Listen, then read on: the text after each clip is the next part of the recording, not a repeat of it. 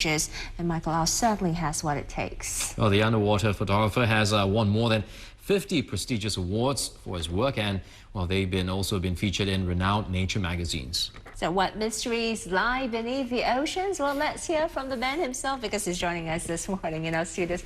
Good morning, Michael. Good to see you. I've taken a look at some of your photos and absolutely beautiful color contrast, and you know, the perspective that you've put on things underwater is just amazing. Thank you. I mean, how do you go about capturing a snapshot when you are in the water? I think snapshot is not the word to use, because I think as a photographer, we go about composing pictures. It's not, you don't just take a photograph, you capture a picture, so you actually have to compose the picture. You may not be in the instant, but you really have the picture in your mind. So when an opportunity comes about, you just capture that picture. Okay, so when you say compose, you have to actually take different factors into account. What are some of the considerations that you need to? The likes, the approach to the animal, how you approach them. Whether it's the closer the better, because you want to take away the elements of water between you and between the lens and animals, and the best angle to view them. And the light time of the day.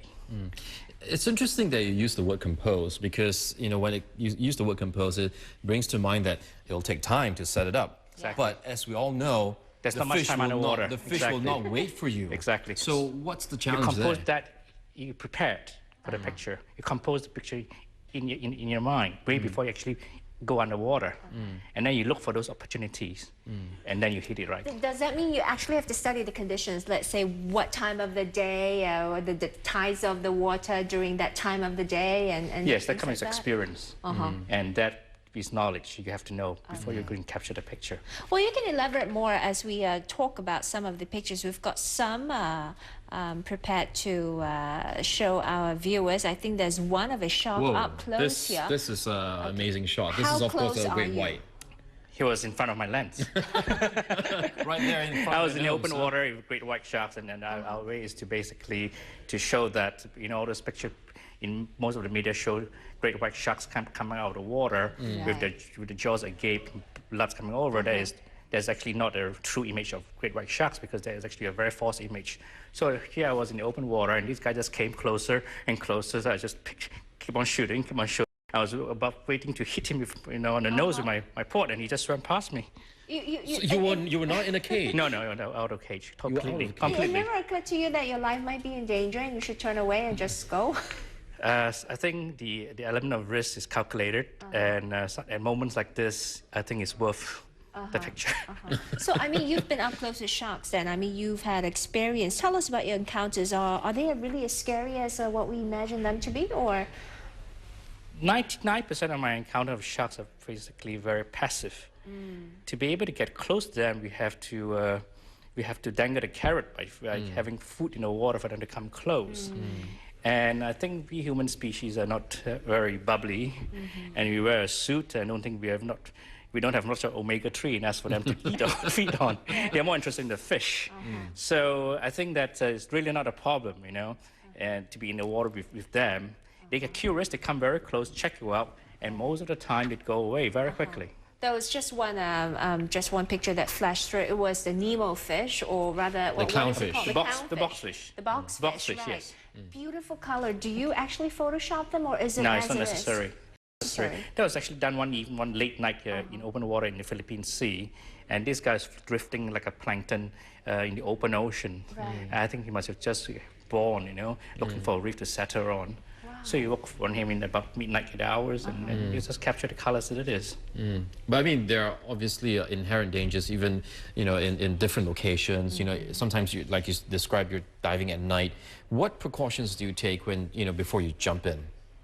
I think the night or whether open ocean or in deeper water is a risk that I have to take more than anybody else, and being prepared for it, and know what to expect, and be able to the risk quotient, so to speak, at how much you want to push the limits, and that is something that you have to prepare to have the experience for that particular occasion.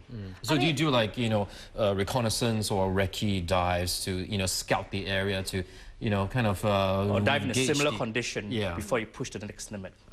Okay.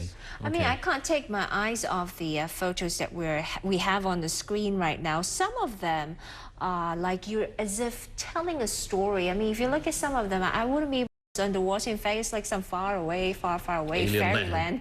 Actually, the storytelling, isn't it? And do you actually have that in mind when you're taking the photo? Or? Yes, definitely. And then you do composition, how people should interpret the picture, the marine life, and how they actually associate it with our daily life. That we are really one and the same. You know, they go about living their life in the ocean. We go about living our life on land. We go about sleeping, feeding, and associating each one another in the ocean. Is very much like us interacting with our fellow human being.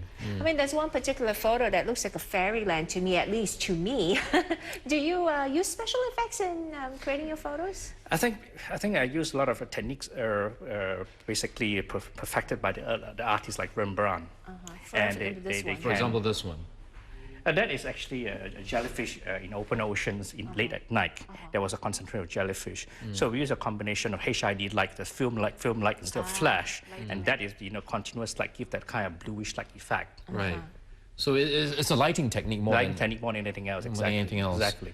I mean, how challenging is it to light underwater because you're bringing bulky equipment and It's really not that bad because in water everything is more or less weightless, more or less. They still want some weight in it, So the idea is to be able to bounce off whether you bounce off from your own suit, bounce off another person wearing a lighter color suit. So you light coming from everywhere. There's actually a lot of lights in water. Right. I can see where the thrill is coming from. I mean, the fact that you meet a lot of new friends underwater, like the strange fish that we're looking at. There's an angel, we call it a sea angel. It's actually a kind of a snail that live in the open sea. Yes. Do you go underwater and get surprised by some of the things you see? Because this morning we were just talking about a coelacanth that was recently found in photographed. Manado. Yes, exactly. That is an ancient fish, a living fossils. And they're surprised all the time. Like recently I was caught in a vortex of mantas, big mantas, It's always surprise. And that's what the experience is all about. And it's something that we don't get to see on land. So you have to go up there and actually be, absorbed into the environment. Now, you've been diving for what, some 20-odd years, taking pictures all over the world. I mean, I'm quite sure you've seen changes in the ocean.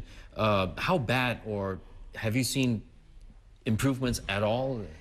Very, very obvious. One notable one is 1998, whereby there was this the temperature change in the water over a couple of days in the Maldives, from the near surface to 30 meters.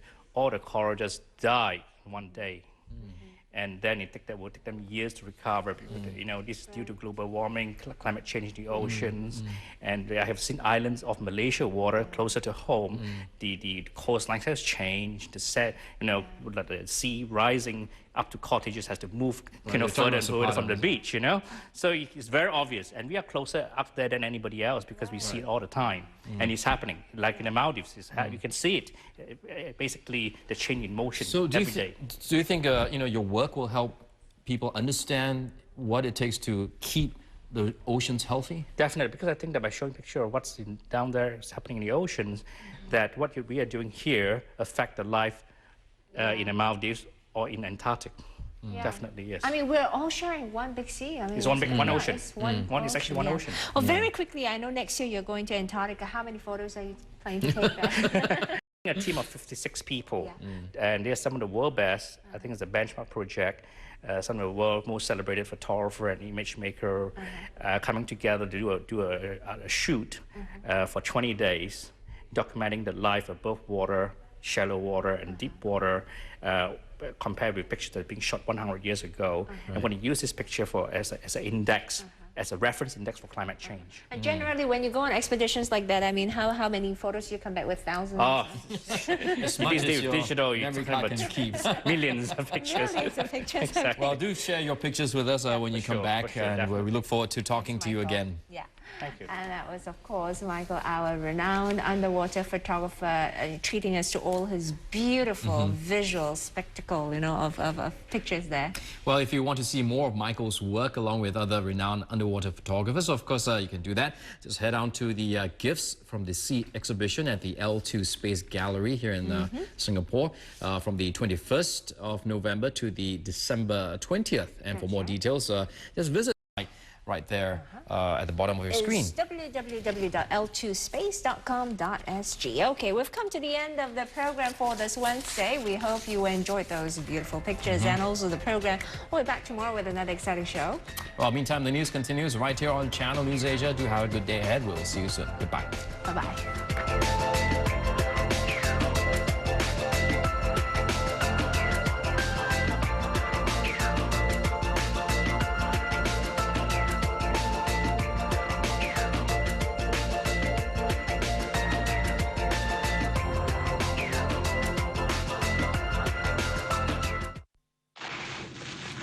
Tonight, we'll see some strong Arabica coffee brewing over the Middle East.